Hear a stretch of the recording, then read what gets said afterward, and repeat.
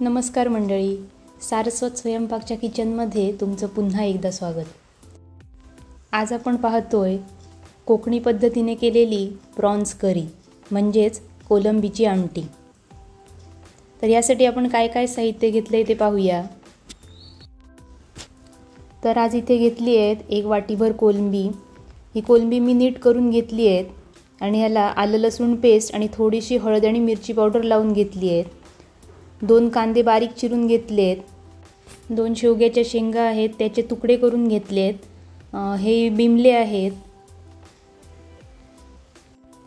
आजच्या आमटीसाठी 1.5 वाटी ओलं खोबरं घेतलंय. 1/2 चमचा हळद पावडर घेतली आहे. 1.5 चमचा लाल मिरची पावडर, 10 ते 12 मिरीदाणे, थोडीशी चिंच आणि अर्धा कांदा मी उभा चिरून घेतलाय आणि आमटीसाठी लागणारं मीठ आहे. तर सगळ्यात आधी आपण आमटीचं वाटण करून घेऊया. तर हे जे आपण सगळं साहित्य काढलंय हे मिक्सरमधून आपण बारीक वाटून घेऊया. छान असं वाटण वाटून झालंय. चला तर मग आमटीची तयारी सुरू करूया. गॅसवर मी एक टोप ठेवून घेतलाय. यात 1 चमचाभर तेल घालून घेऊया. आता यात घालूया कांदा.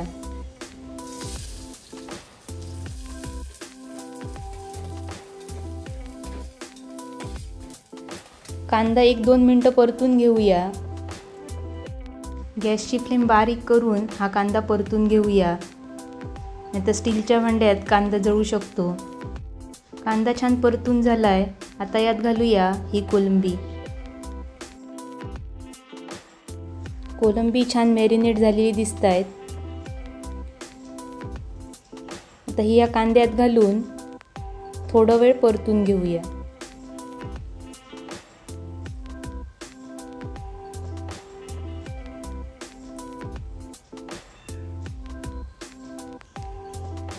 आता यात घालूया बिमलं. बिमलांचे मी तुकडे करून घेतलेत. सोबतच घालूया शेंगा आणि हे छान मिक्स करून घेऊया.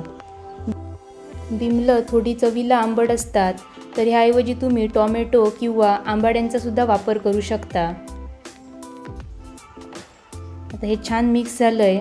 यात थोडं पाणी घालून आपण या शेंगा आणि कोलंबी शिजवून घेऊया.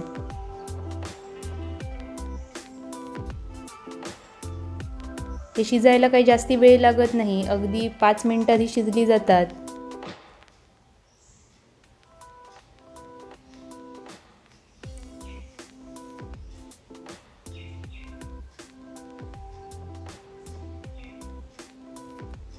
छान उकळी आली आहे.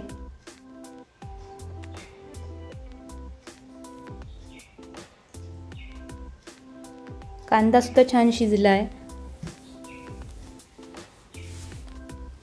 तर आता आपण यात घालूया वाटण.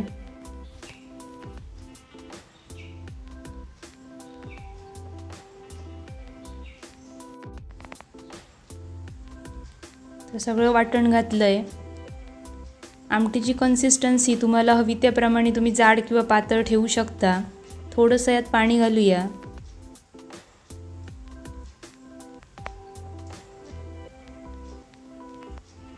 छान मिक्स करून घेऊया हे सगळं. आता ह्यात घालूया मीठ.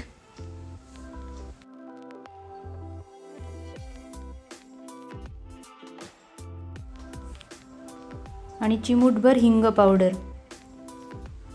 जर तुमच्याकडे खडा हिंग असेल तर वाटणात चिमूटभर खडा हिंग घालून वाटण केलं तरी ह्या आमटीला खूप छान टेस्ट येते. आता हे सगळं चांगलं मिक्स करून घेऊया आणि यावर एक झाकण ठेवून या आमटीला एक उकळी काढून घेऊया.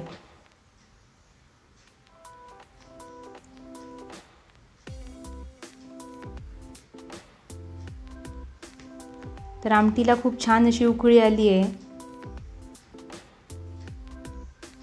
आणि रंग सुद्धा खूप छान आला आहे.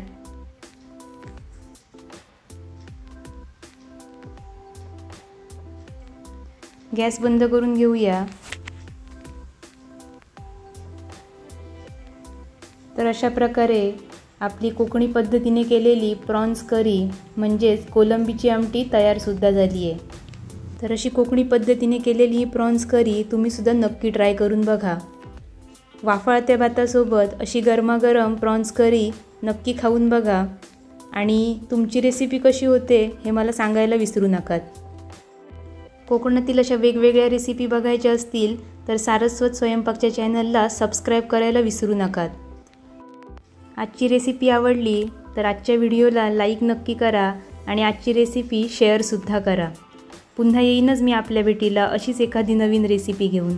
तोपर्यंत धन्यवाद.